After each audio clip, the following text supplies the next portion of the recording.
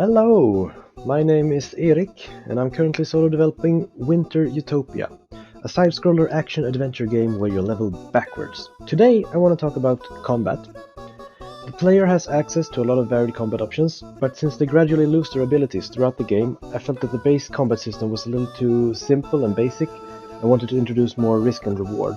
In the lore of the game, the player has telekinesis powers, which mostly just exists to save time and effort on attack animations, but it has an added consequence in that it creates disjointed hitboxes when the player is attacking. I wanted to give a skilled player more opportunity to take advantage of the disjointed hitboxes, while at the same time introducing more risk versus reward in the sword combat. I was inspired by the smash attacks in the Super Smash Bros. Series, where you can charge up a more powerful attack at the cost of standing still until the attack is finished. Very risky, but also a big reward when you pull it off. I figured since the player is controlling the sword via telekinesis, they should be able to move around all the time independently of what the sword is doing. So in my version of the smash attack, the sword is stationary while it gets charged up and spins around, but the player can still run around however they like. This creates potential for a huge disjointed hitbox that a skilled player can take advantage of, but at the same time it also leaves you vulnerable since you will be without your sword to defend yourself until the attack has finished. The first thing I did was add a charge variable that increases whenever you hold down the attack button. Then I made the sword lock in position whenever the charge variable is over 0.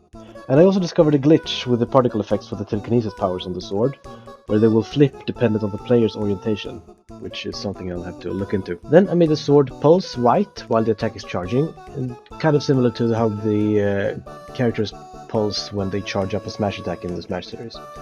And I also changed the particle effects to just sort of spawn around the sword. Then I made the sword spin around its axis. Something about it feels off, but I can't quite put my finger on it, so I'll just put it to the side for now. I'm also seeing a glitch with the image angle, which is the variable I'm using to make the sword spin, of the sword just increasing without resetting after rotating 360 degrees. This needs to be fixed since it will pose a problem when I'm polishing the attack later. I did a really ugly solution and hard-coded that the image angle of the sword sprite can't go over 360 degrees. I'm sure there's a more elegant solution, but hey, it works. Now that I had the image angle locked to between 0 and 360, I could play around with the rotation speed depending on where the sword is currently in its rotation.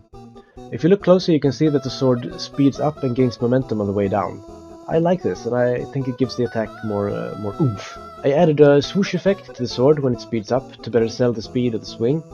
As you can see, the sword effect also changes color to match the sword's color, which is pretty nice, I think. I also implemented a placeholder sound effect and coded it so that the sword effect slightly changes pitch randomly to avoid it becoming too repetitive.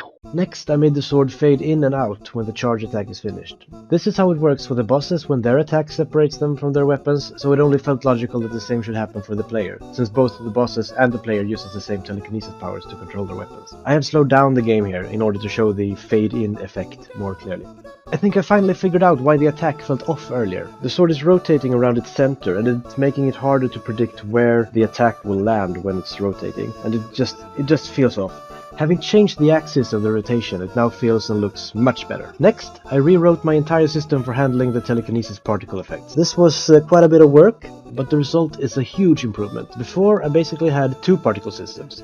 One spawned the particles in a diagonal line when the sword was still, and the other spawned particles randomly in a circle when the sword was rotating. It looked okay when it just spawned the regular telekinesis particles, but my game also has a mechanic that temporarily buffs your sword when you land enough consecutive hits, and those particles looked pretty bad when just randomized like that. Instead, the new system works by having a separate object follow the sword's tip at all times, and then drawing the particles always in a line between the object and the sword's handle. This looks much better in my opinion, and it cut down the code for the particle system by more than 60 lines. Insanely satisfying. In fact, here's a live reaction in a video I sent to my wife immediately afterwards. Okej, så du ser allt det här gröna. Allt det gröna var det jag hade innan liksom. Nu har jag bara liksom gjort om så att allt jag behöver är de färgade liksom. Så den och den liksom. Allt det här gröna hade jag innan och nu har jag liksom strukturerat om så att jag inte behöver något där alls. Oh my god. Oh my god. Now all that's left to do is making the object tracking the sword tip invisible and implement damage. Regarding the damage it should do, my reasoning went like this. A regular normal attack takes 12 frames from start to end. It takes 28 frames to charge the sword up, so it should do at least 2.3 times more damage, and at the same time it is standing still while charging, which makes it harder to hit. So in the end I settled on 4 times more damage than the regular attack. That could be subject to change later down the line, but that's the damage for now. And that's it. Thanks for watching.